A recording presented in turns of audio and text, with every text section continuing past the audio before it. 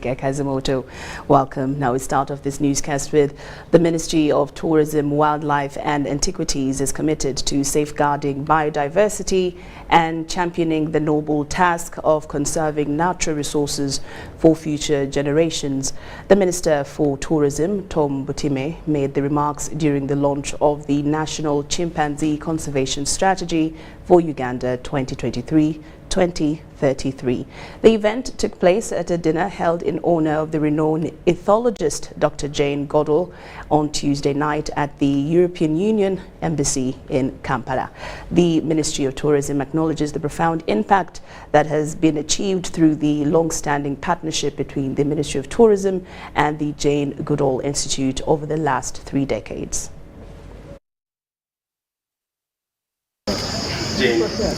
Ladies and gentlemen, Dr. Jane Goodall. Dr. Jane, the stage is yours. We recognize the impact of the work that has been achieved in the past 30 years through partnership and between Ministry of Tourism, Wildlife and Antiquities and Jane Goodall Institute.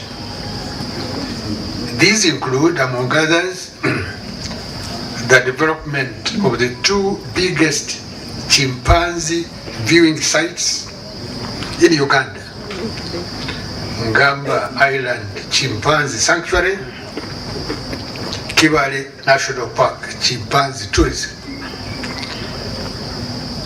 They collectively attract over 10,000 tourists per year. That is in Ngamba and Kibale. Consultant services to undertake situational assessment and the previously updated forest reserves to national parks, and the development of the National Chimpanzee Conservation Strategy for Uganda 2023-2033.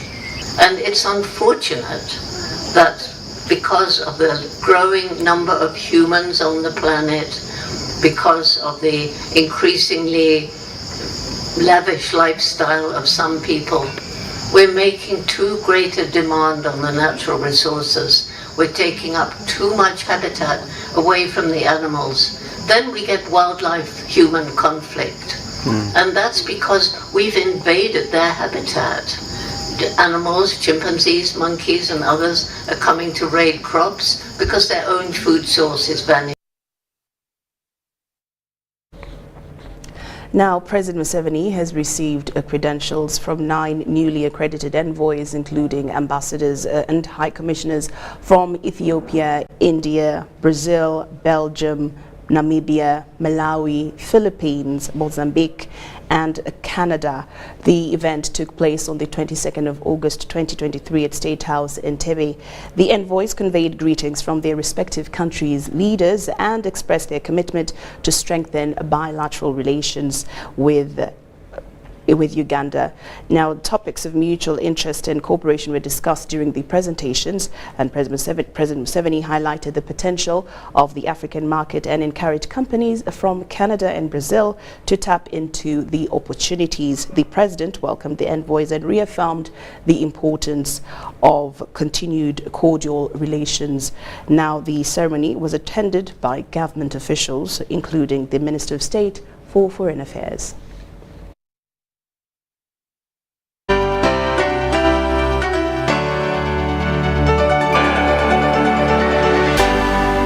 UBC, inspiring Uganda.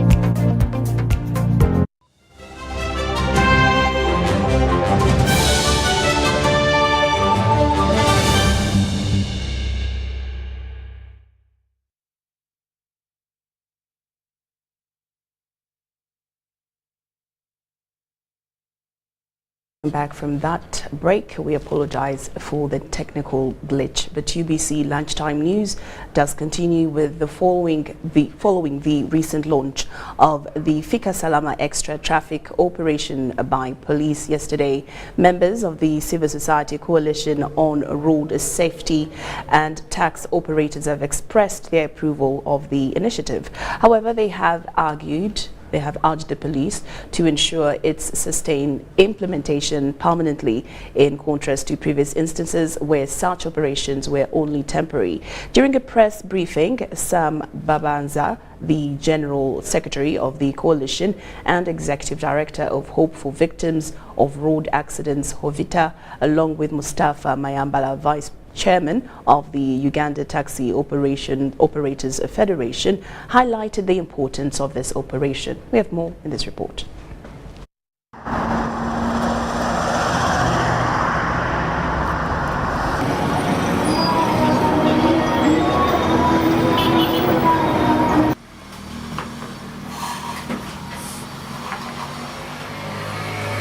And we support the Fika Salama Extra, and it should be consistent and ensure that it is run throughout the year.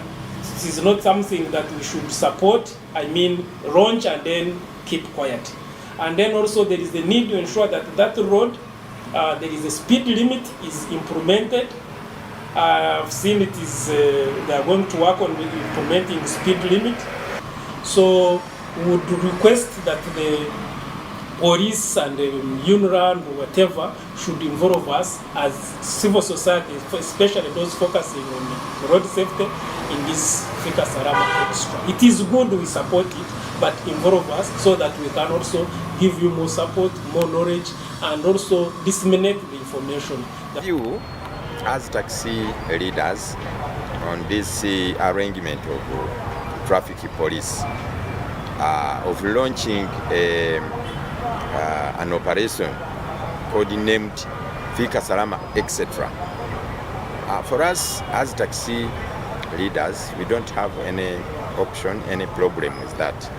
But we want police to involve all road users, the micers, the truck drivers, bus drivers, not to target only taxi operators.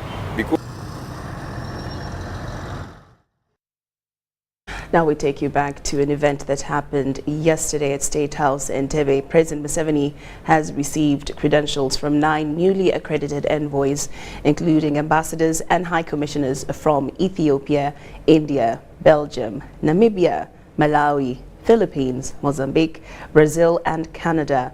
The envoys conveyed greetings from their respective countries' leaders and expressed their commitment to strengthen bilateral relationships with Uganda. Topics of mutual interest and cooperation were discussed during the presentations. President Museveni highlighted the potential of the African market and encouraged companies from Canada and Brazil to tap into the opportunities. The president welcomed the envoys and reaffirmed the importance of continued cordial relations. The ceremony was attended by government officials, including the Minister of State for Foreign Affairs.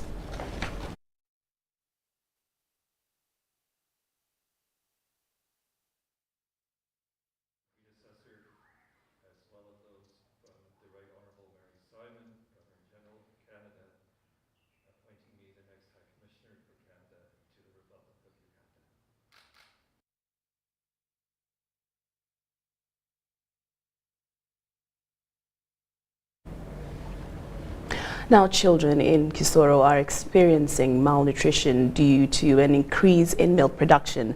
The State Minister for Youth and Children Affairs in the Ministry of Gender, Labour and Social Development has advised the Dairy Farmers Cooperative Society in Rubuguri to initiate a monthly savings plan.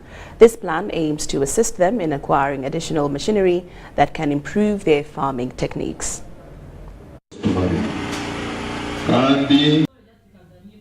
The State Minister for Youth and Children Affairs in the Ministry of Gender, Labour and Social Development has offered guidance to the Rubuguri Dairy Farmers Cooperative Society, advising them to start a monthly savings initiative. The aim is to accumulate funds for the purchase of additional machinery to enhance their farming practices. In a meeting held at the Rubuguri Town Council office in Chisoro District, State Minister Lauryn Masika, along with officials from the Food and Agriculture Organization of the United Nations, engaged with the leadership of the Rubuguri Dairy Farmers Cooperative Society. Because people want seed from this side, so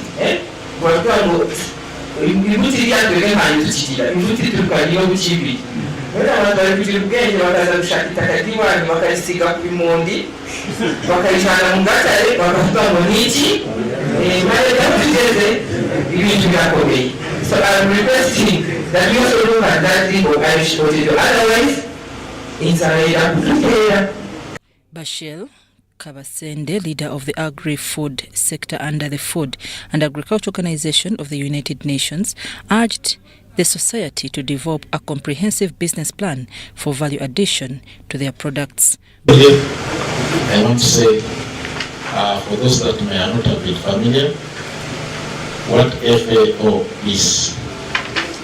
FAO in full, the chairperson of the session was cooperative of talking about FAO, but FAO is Food and Agriculture Organization of the United Nations. And the United Nations is formed by member countries. It's like few members of the cooperative. You come together to form a cooperative, and then you get leadership. So FAO is formed by countries. Uganda is a member of that organization. So therefore, FAO is an institution that Uganda is part of the membership. So it is your organization. And that's why we work closely with the government. Grace Nakanzira, a female member of the cooperative, highlighted the issue of gender disparity in the distribution of profits from cattle farming. She appealed to the minister to intervene and ensure that women, who often contribute significantly to raising and caring for the cows, are allowed to share in the profits and decision-making processes.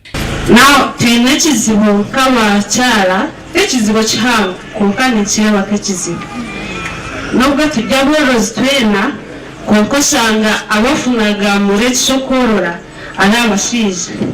Amate gaboneka bakaguza akasente nako omushaija, ente yazaara enumi omushaija arayiguza. So ekizibu ekyo turi kandi ari twe turisaga ezi nte kuronda omunyasi kukora kibyona.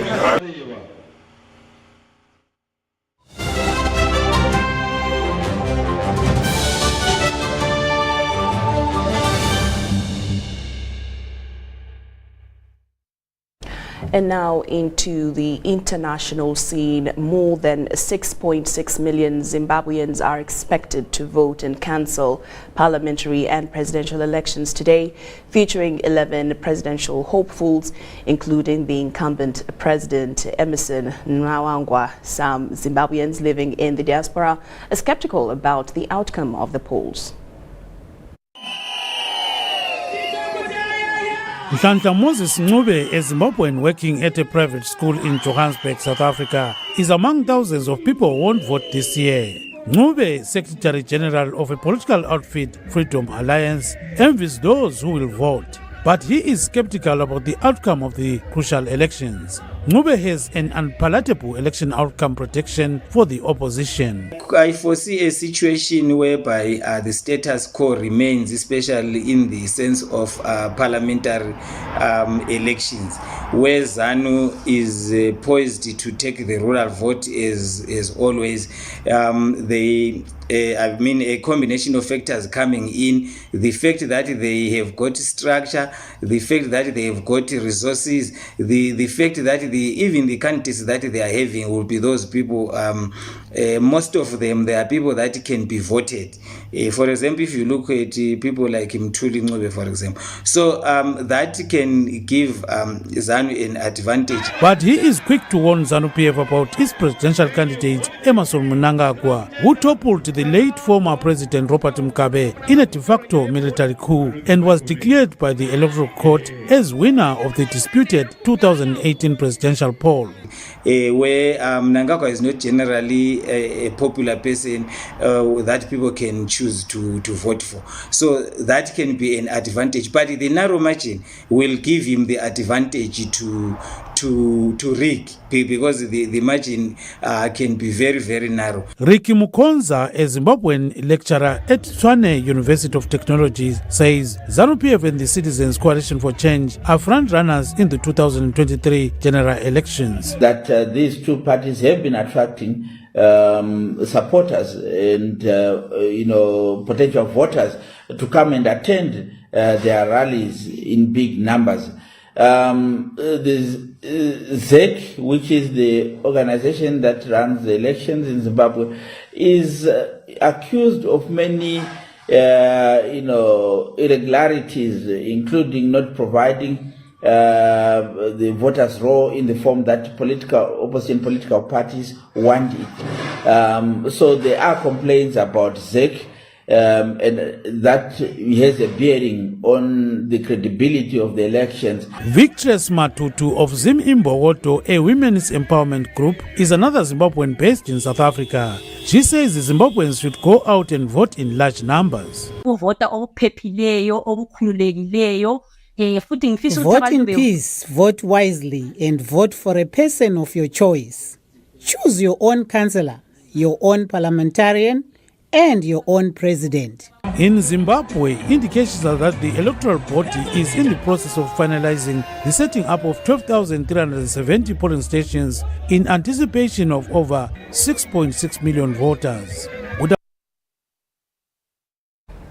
Leaders and delegations of the BRICS countries are gathering in the South African city of Johannesburg for a 3-day summit, the bloc's first in-person meeting since the COVID-19 pandemic. And at the forefront of the event's agenda is the consideration of expanding the membership of the group, which currently comprises of Brazil, Russia, India, China, and South Africa. The summit officially began with a business forum on Tuesday, but the most notable aspect was the absence of Russian President Vladimir Putin due to an arrest warrant issued by the International Criminal Court.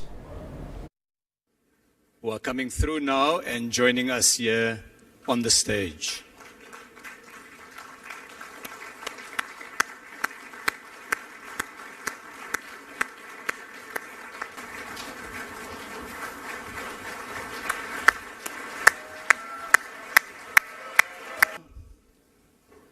His Excellency Prime Minister Narendra Modi, His Excellency Deputy President Paul Mashatile, may I warmly welcome their Excellencies. Dear friends, that it is through trading, through travel and through dialogue that French trade delegations reportedly sent by the African pharaohs to India and traders. They were artists crafting the golden rhinoceros, traveled to the eastern part of the African continent. And they saw father was an African, Ibrahim Petrovich Gannibal, abducted from Cameroon history. Today we look forward to matters relating to the future. Visit it. We held a manufacturing forum which provided a platform for industrialization on electric vehicle and battery production, playing to celebrity products, Mr. President, which include rooibos tea, wine, and unique. Now, UBC Lunchtime News takes a very short break, but we return with much more. Don't move an inch.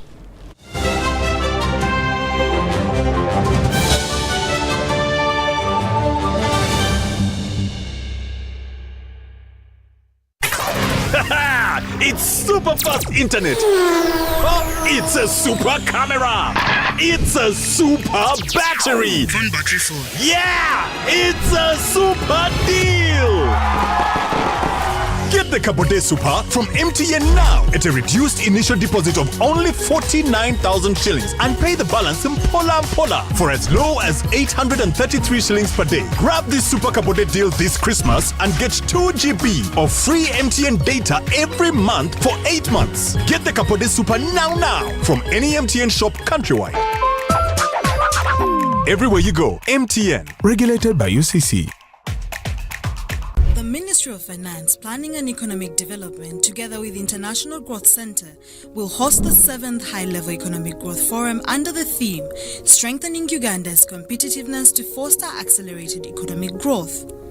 The forum will take place on the 24th and 25th of August 2023 at Kampala Serena Hotel. The 7th EGF will focus on global economic development and economic growth in Uganda, domestic revenue mobilization, boosting exports and farm productivity, climate change and growth, as well as technology as a driver of productivity and growth. Key speakers of the forum include Oxford University Professor of Economic Policy Stephen Dacon, Honorable Matia Kasaija, the Minister for Finance, Ramadhan Gobi, Permanent Secretary, Ministry of Finance, the President of Uganda, His Excellency Yoweri Kaguta Museveni, will be the chief guest. The 7th Economic Growth Forum will broadcast live on UBC TV and the Finance Ministry communication platforms with the hashtag #7EGFUG. Upgrade your lifestyle with the all-new entry-loaded Chillax voice bundles. Now, call all networks in Uganda with Chillax voice bundles. Call all networks, no expiry, no worries. Dial *100 *1# and select call all networks. Airtel, a reason to imagine. Juko. Yo. What you go? Check the shopping, man. What's your secret? Haven't you heard of the Parish Development Model PDM? Yes, I did, but I thought it was just a talk. No, Sebatia. It is real. I and a few friends together formed a circle, accessed money from the PDM, invested in a poultry project, and now things are moving. Juko. I thought I was one of your friends. You are. But you left me behind. I didn't leave you in poverty. What you do, just visit your LC2 chairperson and your parish chief and start the process of economic transformation. Just like that. The Parish Development Model is an initiative from the government of Uganda through the Ministry of Local Government designed to transform all lives of Ugandans for the better. PDM, my parish, my development, my life.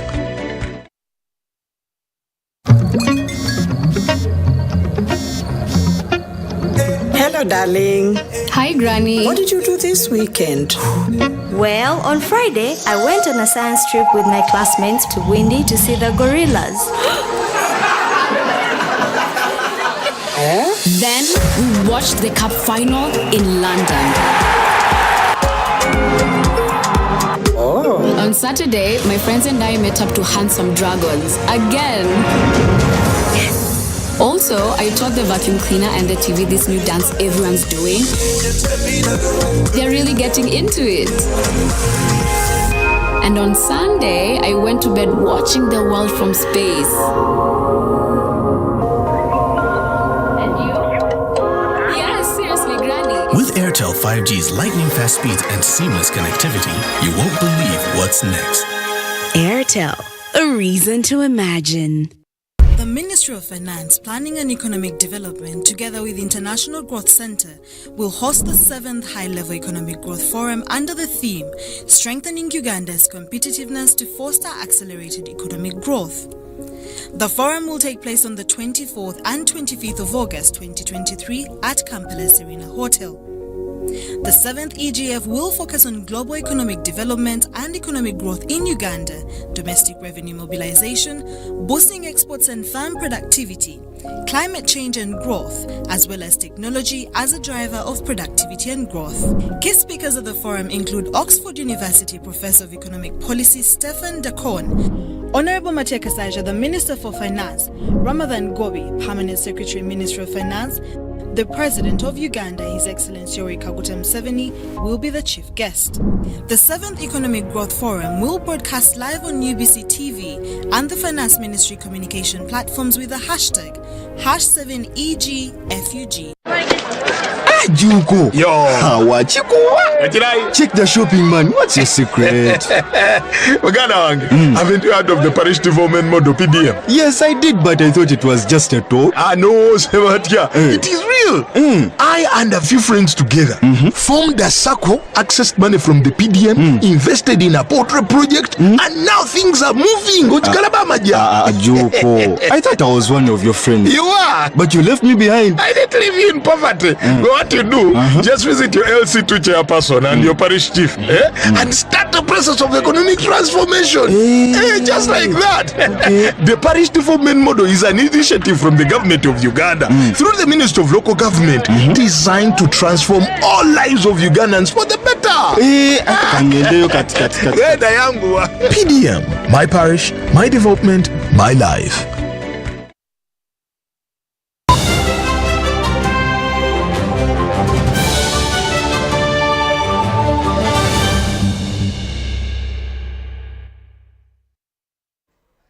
Welcome back from that break, and we're glad that you're still with us here in UBC Lunchtime News. Now, this afternoon, we do have a couple of guests with me here in studio, coming in from one of the oldest clubs in Uganda. You've heard of the different, small clubs that have mushroomed within Uganda, doing wonderful, great things for the community here in Uganda. But today, we host two magnificent men from one of the oldest clubs in Uganda, and that is the Lions Club. Good afternoon, gentlemen, and welcome. Good afternoon. Today, this afternoon, I do have the Governor, District 411B, Dr. Stanley Bubikire, here with me. Thank you so much for joining us, sir. Thank you. And then we do have the Communications, PR, and Marketing, still of the District 411B, that is Mr. Emmanuel Kisame. Now let's just get straight into it, gentlemen. What is the Lions Club? Now, there's a Ugandan who is watching this afternoon and has no clue whatsoever what the Lions Club is. Yes, I've mentioned that it is one of the oldest clubs in Uganda. But for, let's say, one of the Gen Zs, those who were just born yesterday, who do not know what the Lions Club is. Thank you. Good afternoon, listeners. Like you have heard, I'm called Dr. Stanley Bubikire, and I'm the current District Governor, District 411B.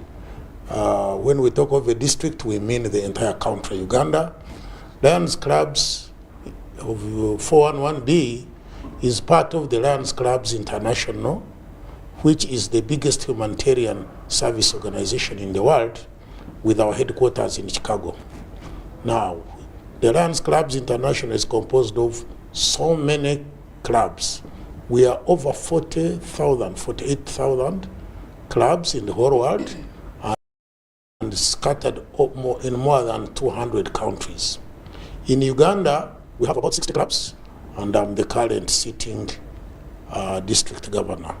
We change leadership every year. So what are we as Lions?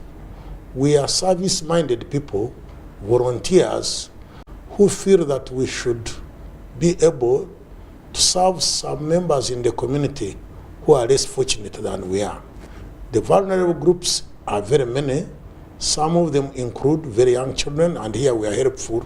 We partner with government in the areas of immunization, and I'm going to talk about the focus areas, but we also look at the older persons because they have their challenges of non-communicable diseases. Again, I will elaborate. We also look at the disabled people. We look at the young girl child. We look at the people in the community without good water. So we are in the area of provision of clean and safe water for drinking and other usage. We also are involved in climate change contribution so that we preserve our environment. Here we do it in many ways. One of them is promotion of tree planting, and we're involved in all of those. So we are service-minded people. We contribute the little we have from our savings to return to the community so that those less fortunate people, call them the vulnerable, who have nothing to feed on, to sustain them, can also have a decent life. In other words, we are interested in changing the world. Actually, our theme now, this year, according to the international president of ours, Dr. Patti here, is changing the world. But the theme this year, which I have chosen, is changing the world through provision of services with passion. By passion, we mean from the deepmost part of your heart. And that is the thing. But I also want to mention the focus areas. We have quite many. One of them is childhood cancer. I talked about interest in children, and we targeted the childhood cancer, because when we save children from cancer, as part of partners with the rest of the agencies, including the Ministry of Health, but we are partnering with other international and local organizations, then we know we have done a good job, because these children, when they improve, they live longer and contribute to the communities. And we have a big project. I will talk about what the projects we have, but I want to say that childhood cancer now, on 4th floor in Mulago, that ward for cancer, the survival rate has increased from 30% to 70%. That is good news. And we are calling upon people with suspected cancer, children especially, to come over there to Mulago. We do this through provision of medicines. There are enough medicines for cancer for these children, but we are also partnering with the ministry and Mulago Hospital in particular to train health workers, doctors, nurses, social workers, and allied health professionals. Now, the other area is diabetes awareness. You know, diabetes is common, especially as you grow old, but even children also have diabetes, and we are creating awareness. The other area is hunger. When there is hunger for one cause or the other, then we are there. The other area is disaster. This could be floods. Floods sometimes occur in Kasese, in Chisoro, in Mbare. Lions can come in very fast and do the needful, especially in terms of provision of humanitarian assistance. If they have lost their household equipment, we come in to assist.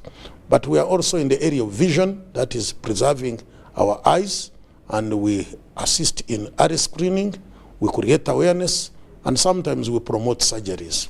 And we are also in the area of the other areas we have include hearing impairment, so that the people who have lost, first of all, we prevent loss of hearing, but when it has happened, sometimes we provide rehabilitative health care. We promote other rehabilitative health care services, including cleft lip and other plastic surgery, and we have experts who are alliance, but we also partner with other people from within the country and outside the country. Those are some of the areas of focus, but you realize, probably I should also mention, where there is a water shortage, sometimes we go in for provision of safe drinking water. There are so many needs in the country, in the world, and we are saying through our slogan, wherever there is a need, there is a lion. And the lions are quite many. We are now about 1.4 million people in the whole world. In Uganda, we are close to 2,000. And you realize that the more hands we have in that voluntary service, the better. So before I even forget, I want to call upon all the viewers with big hearts who are willing to volunteer to help the less fortunate to come and join us. I think I will have an opportunity to talk about the methodology of how you can join. Yes, thank you. Please tell us, actually, for the Ugandan who is watching this afternoon and is interested in joining the Lions Club, how can they do that? Thank you very much. One of the things we usually say is that to join Lionism, you come by invitation. So the easiest way is one of the people who feel that you are a person of integrity and you are big-hearted, then they invite you to the activities of Lionism, and then eventually they orient you. When you get interest, they tell you the obligations, you join. But I also want to tell you, you can invite yourself. And how do you invite yourself? If you have listened to a program like this, or you are down there in the community in Nebi or in Chisoro, and they say that Lions clubs are coming to do some voluntary work, just come to the activity. You introduce yourself that you want to know more about Lionism. I want to assure you, you will be welcome, and we shall tell you more and more, because today we have a short program, I may not exhaust. Then eventually you join. And the other thing is there is a lot of IT now, social networking.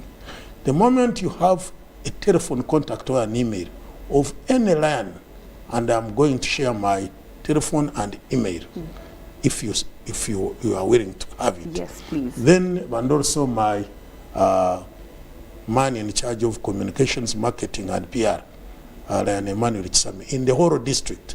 So sometimes you hear that we have a cabinet.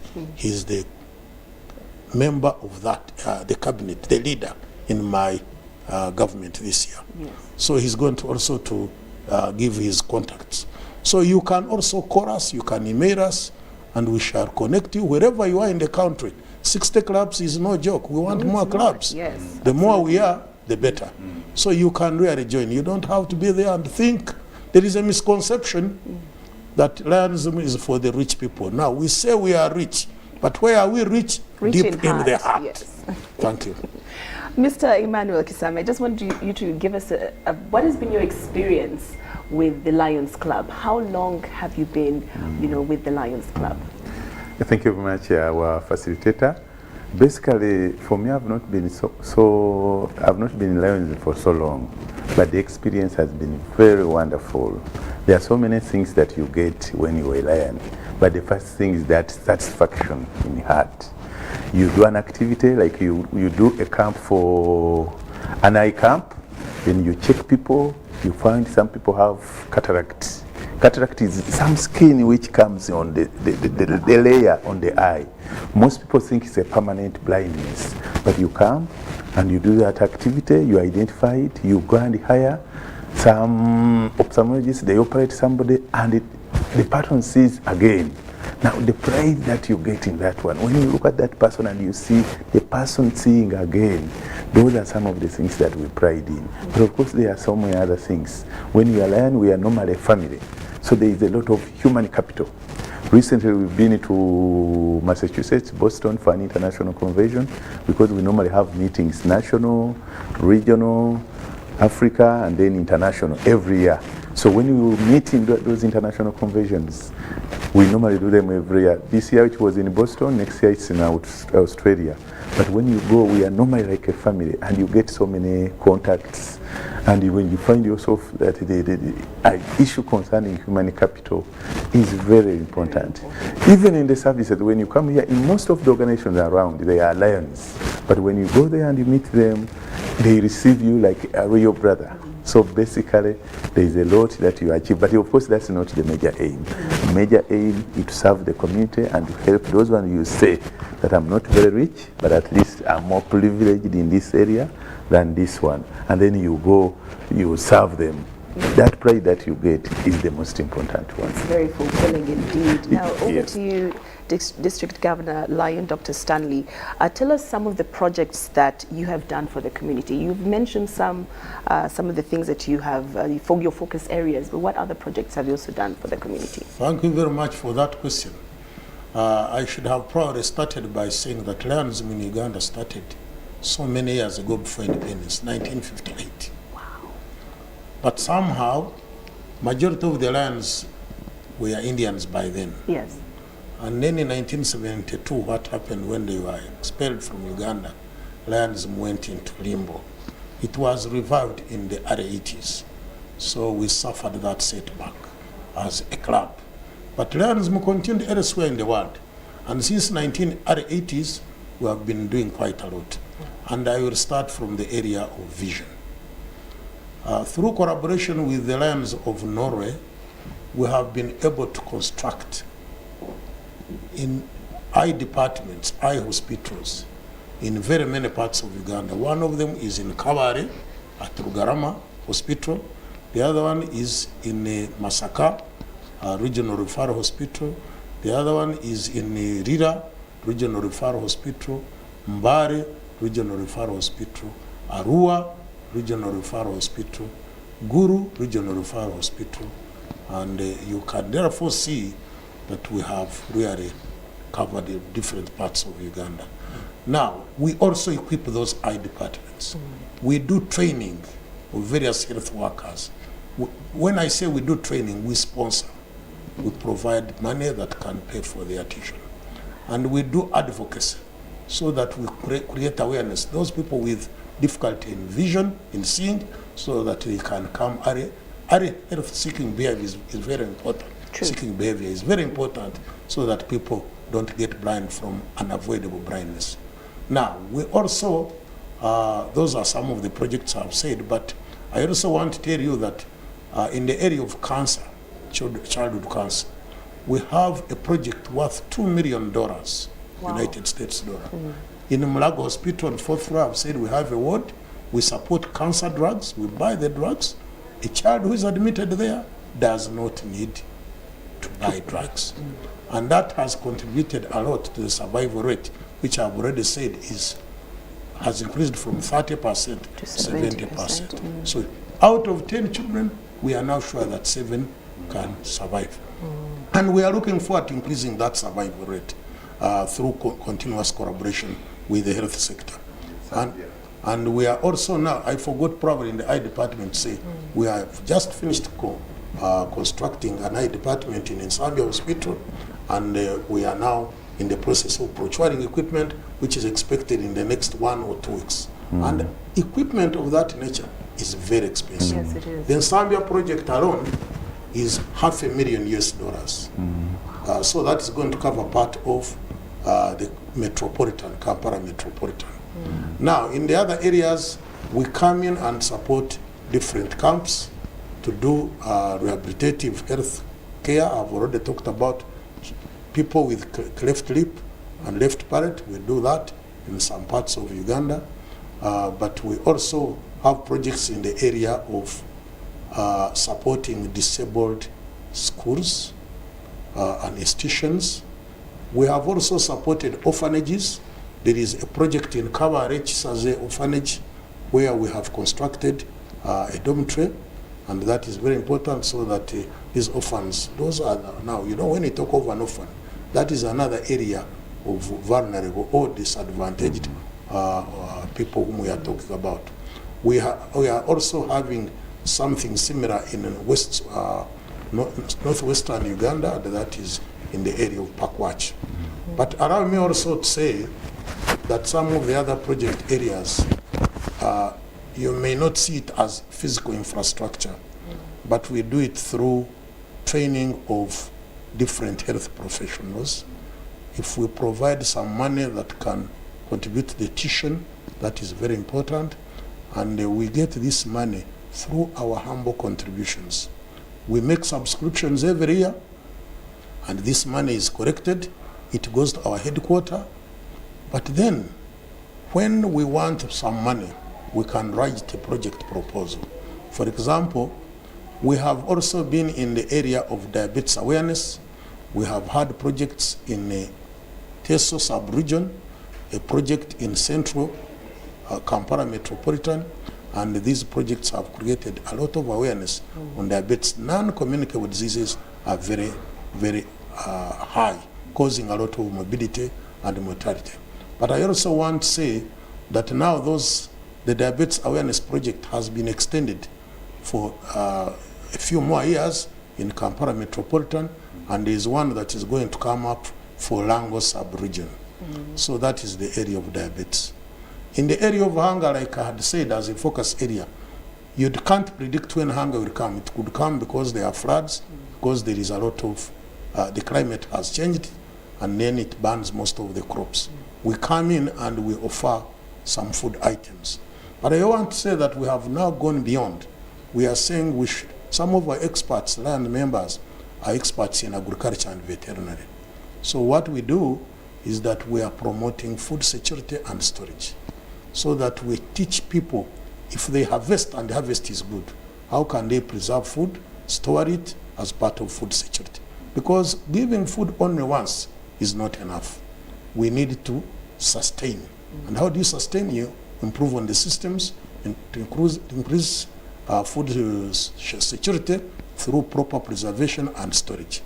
And then people should also be encouraged to take up farming, because if you don't take up farming, you cannot continue depending on handouts. So again, that one we are doing as volunteers, and I want to say that we partner with the lowest communities possible. because our work is for the communities. That's where the vulnerable people are. Those are some of the projects. There are quite many others. Yeah, thank you. All right. Now, these are some of the projects that you're doing in the communities, right? Now, what plans as Lions Club do you have for the community? I know there are times where you brainstorm and say, yes, I think in the maybe next 5 years we'll be able to tackle this sector, or maybe next 5 years or 2 years or even 3 months we would like to get into this. Thank you very much. You have just preempted me because this year I have appointed a committee to develop a 5-year strategic plan. Through my experience in public service for the last 33 years, I served the government of Uganda under the Ministry of Health for 33 years. Wow. I know. Thank you for your service. Thank you. If you do not have a strategic plan, then you continue touching here and there. So strategic planning is one of my priorities.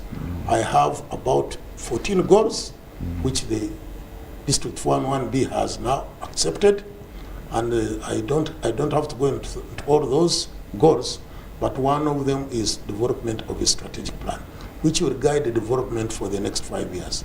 Then every year we get a 1-year action plan. So this year we also have an action plan, and the action plan includes some of the following. One is to enhance the capacity of the lions themselves. One of the benefits that my counterpart in charge of communication may not have brought out, one of the benefits is that we also get personal growth. There is a lot of training within your field and outside your field. And you can use that training for your personal growth. These are experts. The learning sometimes is formal, we go to class, but sometimes a lot of learning is online, which is really what is encouraged. And you can be online and do courses, and they certify you, and you can use it for personal growth, but also for club growth, first and foremost. So that is leadership training and personal growth. But we also have, as one of our goals, to increase membership. If we are close to 2,000, we want to be 4,000. Yes, definitely. So that we have more hands. But I also want to say that in the focus areas, we are developing a number of projects. One, we want more comprehensive projects to look at the area of vision. Some of them are also already in line. One will be based in Arua for northwestern Uganda. There is one which was commissioned about 2 months ago in Kawarore, that is Toro sub-region, and we are also looking at one in Bujisu, that is around Mbare. That is the area of vision. We also have other projects, for example, to look at hunger, like I've already said, whereby we do not have to target provision of food touching our pockets, but promoting food security and production. Here we can do together with other partners, and our major partner is government of Uganda and the local governments. Then the other areas is that we are also developing projects in the area of hearing impairment, and we are also, as part of planning, having an advocacy plan. Because the moment we don't advocate for improved community development, then we cannot reach anywhere. And the other projects are in the area of, I've already talked about diabetes, and you know diabetes is quite a lot. We are also trying to say these children with cancer, some of them come from very far, and the Cancer Institute is trying to expand. It is already present in some parts, regions like Mbarara, like Guru. But then some people who are now coming up to Mulago, one of the problems, the challenges they face is that they don't have where to sleep, they don't have food. So Lions, in collaboration with one of the other partners called Global Hope, we partner with them to manage that childhood cancer project. But we are also looking at putting shelters. We are already supporting some shelters, but which are privately owned. Now we want to institutionalize them so that we have shelters for these children and their caretakers. Why do I have to talk about caretakers? This is because if you talk of childhood cancer, then you know you are talking about a child and the child cannot look after him or herself, they often come with their mothers or any other caretaker. So you have two in one. I was in Mulago just last Saturday. There are scenarios. Then some of these cancer treatment takes long. So the mothers as caretakers come when they are pregnant. In the end, another life comes when they are in Mulago. So you have three. They are very poor, very vulnerable. How do you look after three people? This is the area which is of concern for us, and we are saying a shelter. And we are trying to partner with Mulago Hospital. I think very soon we are going to go far so that we can identify. If we can identify land which is in a government land, then we can enter a memorandum of understanding so that we construct shelters. These shelters, we are sure there is no problem with land ownership, and for us we can help to construct them. Then the institutions can run them. We can continue monitoring, but we cannot do the day-to-day running. Remember, we have volunteers. These volunteers have other things to do. So that is why it is better.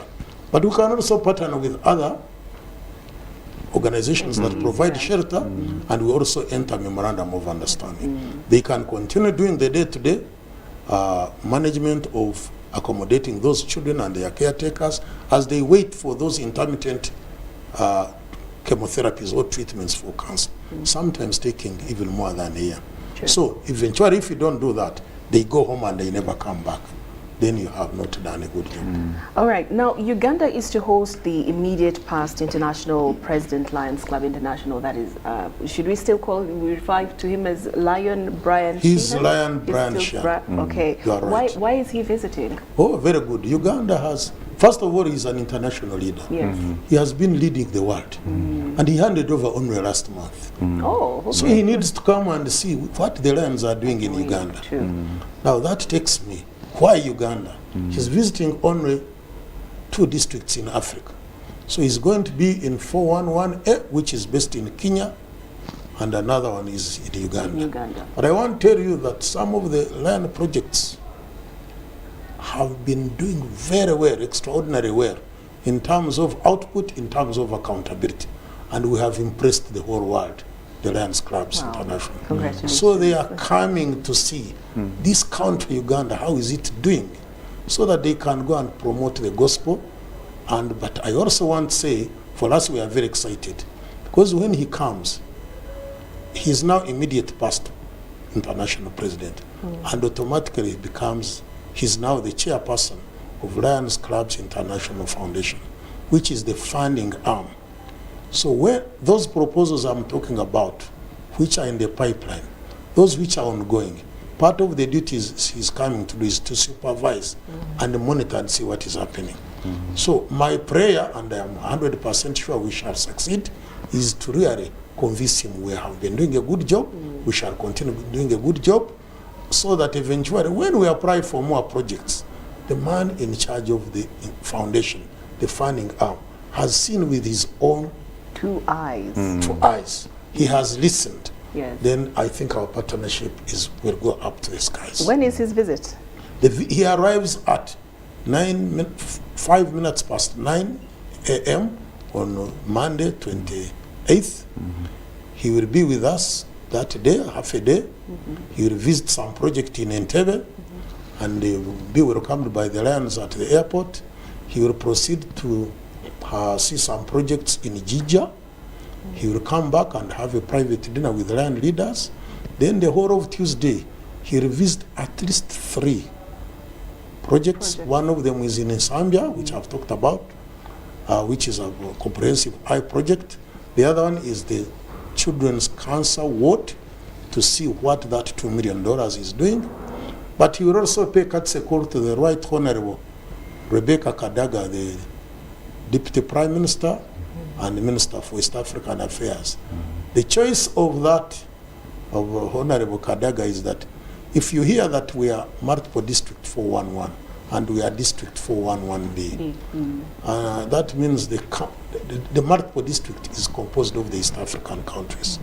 So it makes a lot of sense that our international visitor also goes to the minister in charge of East African Affairs. Oh yes, absolutely. Yes. Okay. All right, now to the Ugandan who is watching too, this afternoon, and it feels very inspired by what the Lions Club is doing, and also would love to, know more. I know we cannot expound all this here, right here on the television, but they'd like to get in touch with you, personally, and for more insight, and also on how they can also join the Lions Club.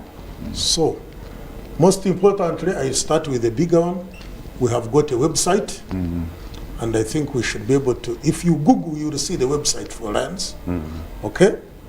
And also you can see signposts in different parts of Uganda, and some of the signposts indicate where these Lions clubs meet from. Every club is expected to have 2 meetings minimum every month.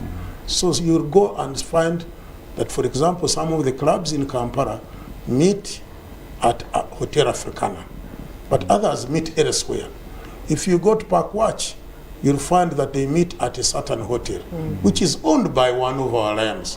Actually, he's my region chair. Wow. If you go to Mbarara, you'll find that they meet at Perikan, one of the past district governors. Past district governor Wilson Tumine. If you go to Kavari, you'll find that they meet at another hotel, which is also owned by one of the Lion members. If you go to Entebbe, they meet at Central Inn, owned by Lion members. So I can continue going on and on. So you will be able to find out when they meet and what have you. But some of them also, the clubs have their own websites, and we're encouraging them to have different websites. So you can do that. But otherwise, when you Google, these days they say Google has the answer. Just Google in and you say, Lions Club of Kachira meets where. It will bring it. And you'll go there. However, let me take this opportunity to share my telephones. I think you have them. Yes, please. And I think I have 2 telephone numbers, 0772 50 5157, and then 0701 50 5157. But allow me also to ask the man in charge of communication and marketing to also give his telephone numbers. Thank you very much, Governor. My telephone numbers are 0770 0700 502 436 or 0772 502 436. Those are my telephone contacts. Okay, thank you so much for your company, Lion Dr. Stanley Bobichire, who is the District Governor of 411B, and also Mr. well, could say Lion, Emmanuel Kisame, who is Head of Communications, PR and Marketing of the Lions Club Uganda. Thank you so much for gracing us this afternoon, gentlemen. Thank you. Thank you. And that wraps it up from UBC Lunchtime News. I'm Lauryn Masika. Kazimoto. Do enjoy the rest of the day. Thank you for hosting us.